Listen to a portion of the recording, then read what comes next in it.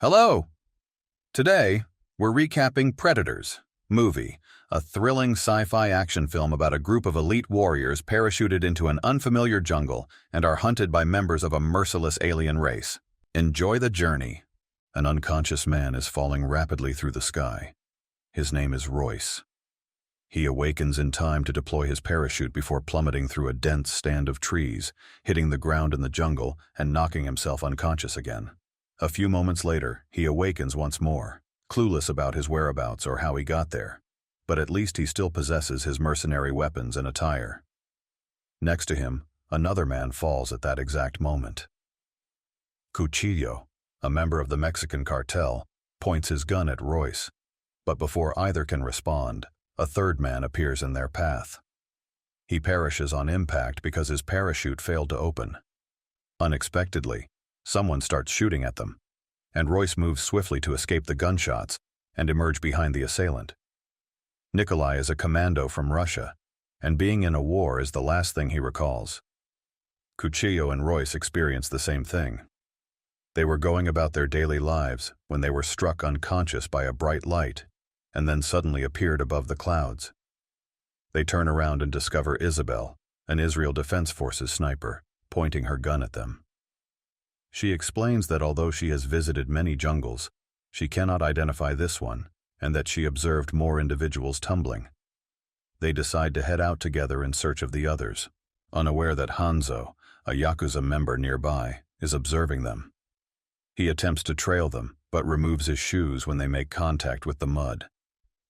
The gang ventures farther into the forest and discovers Stans, a death row inmate, and Mombasa, a rebel from a South African country, fighting.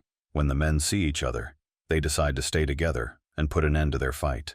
Stans then brings up a man perched atop a tree, citing the power of unity in numbers.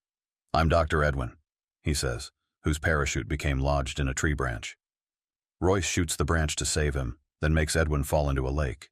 Edwin tells the same story as everyone else, not knowing where they are or the current events. Stan's eerie and filthy comments must be ignored by Isabel as the group continues to move. When they eventually locate Hanzo in the mud, he is frozen rather than stuck because he has found an odd totem with a large number of bones underneath. Mombasa remarks that there must be hunters who are taking trophies and that the warrior who has the greatest trophies is respected the most in his culture. Nikolai believes they're being tested in some way, but Isabel disagrees because not all of them are in the military. Stans claims it's an experiment, but Cuchillo believes it's a ransom. Suddenly, they start to wonder if this is hell and they're dead.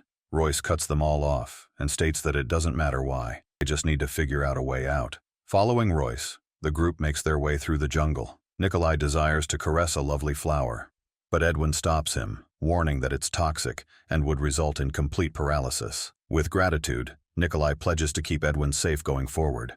Isabel asks Royce to slow down after moving forward once more and demonstrates something to him. She makes a homemade compass and places it on the water, but it keeps spinning in circles. Royce explains that it will be difficult to move around because the sun hasn't moved since they arrived. Additionally, he informs Isabel that his hypothesis is that since there is a doctor and all of them are formidable fighters, they were picked with care. Isabel surmises that Royce was a soldier before turning mercenary, but he declines to elaborate. Walking for a while longer, the group finds a cage and carefully removes the sheet covering it, only to discover it is vacant. The cage appears to have been dropped similarly to them, and there was a creature inside, based on the bloodstains. Looking up, they discover a number of fallen cages stuck in the trees, indicating they'll have plenty of company. Next, the group continues traveling when Mombasa unintentionally trips over a branch and sets off a trap. Before long, a group of massive swinging tree trunks, several falling wood stakes, and even a massive bear trap attempt to kill them, but they manage to avoid them. Isabel sprints, stumbles into a hole, and somehow clings to the edge to survive. Before she can fall, Royce rushes to her aid. Isabel locates the person hiding behind the traps using her weapon's scope, only to find out he's already dead. Edwin remarks, assessing the decomposition, that the man has been dead for 2 weeks. Nikolai finds out by looking through his pockets that he was once a member of the USA Special Forces. Royce acknowledges the traps weren't intended for them, but rather for the killer, whom he believes to be much larger than them. When they begin to move once more, Mombasa believes he sees something amid the trees, but chooses to overlook it. He is correct, though, in that someone is observing them using infrared technology and echoing their words. A short while later, they arrive at the edge of the jungle and are shocked to see a number of strange planets and stars, proving they are not in Earth's orbit. Royce decides they need to find out who sent them here and how to return. The group is returning to the jungle when suddenly a drone flies close by. Stans gets frightened by the heads. He bemoans his lack of firearms and threatens Mombasa, but they are interrupted by the sound of growling from the jungle. In that instant, a hideous creature starts to charge at them, and the group opens fire immediately. The creature is swiftly eliminated, but many more of its kind follow. Given that they are not armed, Stans and Edwin start to flee. When Edwin stumbles, a monster chases after him, but Isabel hits the shot of the century. As Hanzo and Nikolai take down another beast, Royce kills one with his knife alone. A monster also jumps on Stans, who does his best to defend himself. Luckily, Mombasa shows up and dispatches the beast with a few bullets after he cuts himself with a knife. Edwin ascends a tree as Isabel contemplates suicide, as she is cornered by a beast. But at that precise moment, all the animals in the jungle abruptly flee when they hear a whistle. Later, the team reunites and comes to the obvious conclusion that they are being pursued. Those were dogs used for hunting, testing the adversary, and they were summoned back by the whistle. The planet is a vast area for hunting, and every creature placed inside a cage acts as the prey. Mombasa discovers someone is missing, and hears Cuchillo's voice pleading for assistance through the trees. The gang follows the sound and discovers Cuchillo on his knees with serious injuries. Isabel tries to approach him to offer assistance, but Royce stops her and tosses a stone to indicate that it's a trap. Despite Isabel's objections, the other guys concur that there is nothing they can do for him. As the men depart, Isabel shoots Cuchillo to end his suffering, even though she can still hear him requesting assistance once more. When it is discovered that Cuchillo has been dead for some time, Isabel flees. The hunter in the shadows, who is also watching, had used the recorded voice. The team walks on for some time, during which Royce examines the few hints he has to determine the enemy's behavior. Royce believes they should follow the dog tracks and arrive at the location where the hunter wants them to run. A short while later, the group discovers a camp and is repulsed by what they see. The ground is covered with the bodies of numerous races hanging from stakes. The remains of other animals prove that other species were brought to this planet before humans as the prey. They are startled to discover a large, hideous creature tied to a piece of wood called a predator. Royce observes that Isabel is responding to it strangely, but when Nikolai approaches and jabs the alien with his weapon, it roars at them due to the fact that it is living. Edwin notices that Isabel says they should leave right away. Royce has left.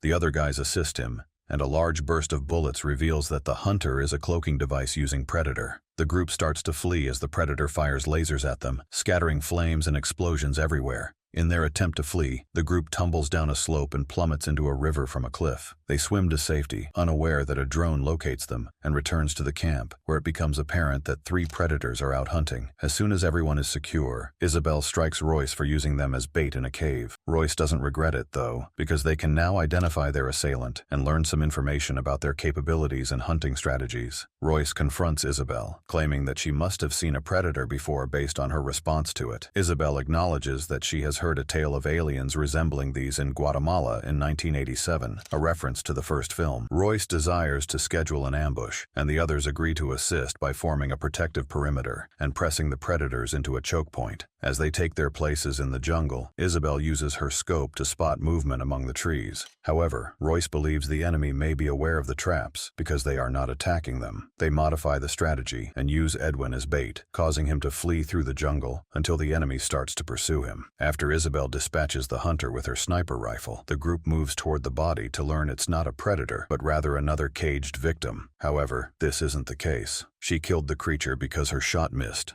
and it was in a tree. All of a sudden, they hear a voice, and Royce sees someone using a cloaking device behind him. The hunter removes his face covering and reveals that he is not a predator, but rather a different human named Noland, who advises them to be quieter to keep the hunters from hearing them. Since the group arrived, Noland has heard them and returns them all to his hideout, which is in an ancient, damaged building, warning them that a storm is approaching. 10 seasons ago, Noland, who was also in the military, was dropped here in a box, becoming the lone survivor of that batch. He has remained hidden ever since and survived by stealing from the victims and predators. He is obviously feeling the effects of being here because he occasionally converses with a fictitious friend, Noland is also somewhat knowledgeable about the predators. Since he's already killed 2 or 3, he knows it's critical to conceal human heat signatures to avoid detection. Additionally, it appears that large and small predators do not get along, which explains the person they observed bound. 3 predators and new victims are brought in each season, bringing new tactics and technology, always changing. Royce understands that they need a ship nearby if predators return season after season,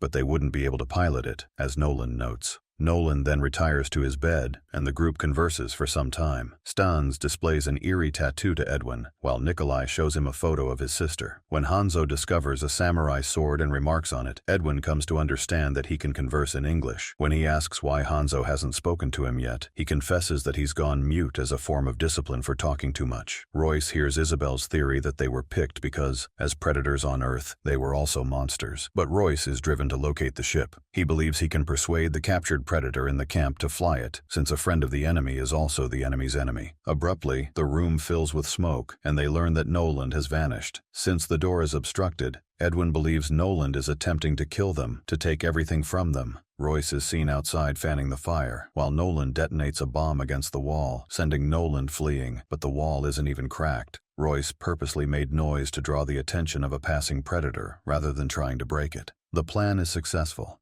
And soon after Noland discovers a predator blocking the hallway, the creature explodes Noland with lasers. The alien then strikes a panel on the wall, opening a tiny opening into the group's room, but it only plays games with them and does nothing else. Royce approaches with caution and confirms the predator is nowhere to be found by inserting his gun into the opening to fire a flare. The group ultimately succeeds in pushing off the panel and escapes. They now need to find a way out through some very dim hallways. Edwin unintentionally becomes separated from the group as they leave and catches the predator's attention by lighting another flare and starting to cry out for aid. When Edwin hears a growl in the shadows, he flees until he eventually returns to the group.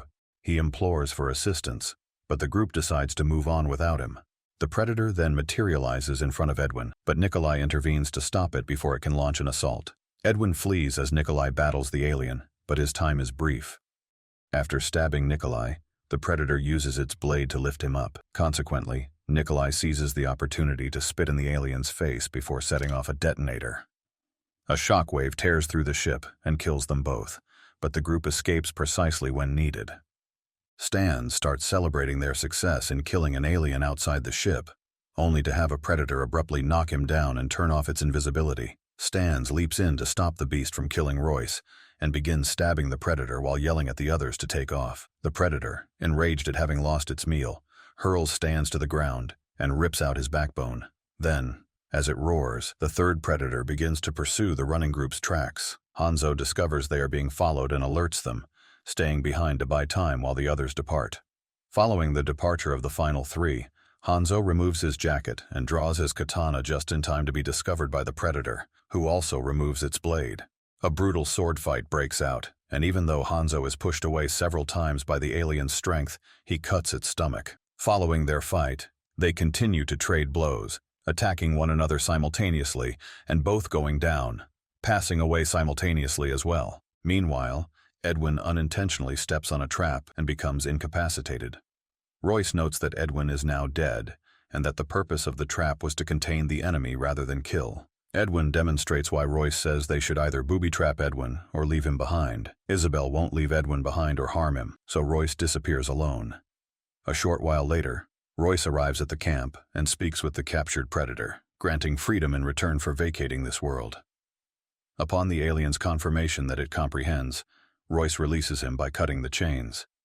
The predator grabs Royce by the throat, examines him closely, then releases Royce, picks up its mask to replace it, and turns on its machinery. The predator opens a star map of the universe on its arm brace and makes a few stops on Earth to finalize the agreement before contacting its spacecraft. Meanwhile, Isabel is assisting Edwin in walking, but they trip over a trap and become entangled in a web. The third predator finds them and starts dragging them back to the camp, where it hurls the humans in a pit, only to realize its extraterrestrial prey is now at liberty. Both predators immediately commence fighting, and Royce seizes the opportunity to sprint toward the ship. When the spaceship lifts off, the predators continue their fight, and following a few blows and gunfire, the alien who owns the ship is overpowered and has its head severed. The predator destroys the ship before it gets very far. Isabel declares in the pit that she has no regrets assisting Edwin, who ambushes her from behind and uses his poison-covered scalpel. Edwin is revealed to be a psychotic killer who enjoys hanging around with other monsters, thus desiring to remain on this earth. Just as he is ready to murder Isabel, Royce appears out of nowhere because he never made it to the ship. After Royce assists the two in emerging from the pit, Isabel tries to tell him about Edwin, but the poison's paralysis prevents her from speaking. Edwin tries to surprise Royce from behind as Royce checks on Isabel, but Royce quickly responds, grabbing him by the neck to administer his own poison to him. Royce then booby-traps Edwin and lets the predator find him elsewhere. It activates when the extraterrestrial approaches Edwin and touches him, causing several grenades to blow up the doctor, ignite a fire, and launch the predator into the air. Royce waits for the creature when it awakens and hides among the flames to tamper with the alien's sole means of vision, its infrared sensor. Royce then takes an axe and starts to sprint, striking the predator and running into the flames before repeating the procedure. Following numerous hits, the predator focuses on locating Royce's heartbeat and wounds Royce by shooting the tree he is hiding behind. The alien then starts tossing Royce around, but Isabel drags her body to get to her weapon and fires before it can kill him. A wounded but living alien fires a dagger back at Isabel's shoulder, prompting Royce to divert attention to get his axe and strike the predator several times, ending the battle by chopping off the alien's head. Following that, Royce and Isabel get back together and watch as more cages begin to descend from the heavens. Royce says they have to figure out a way to get out quickly. Thank you for watching. If you're new, remember to subscribe for more. See you in the next video for more recaps like this one.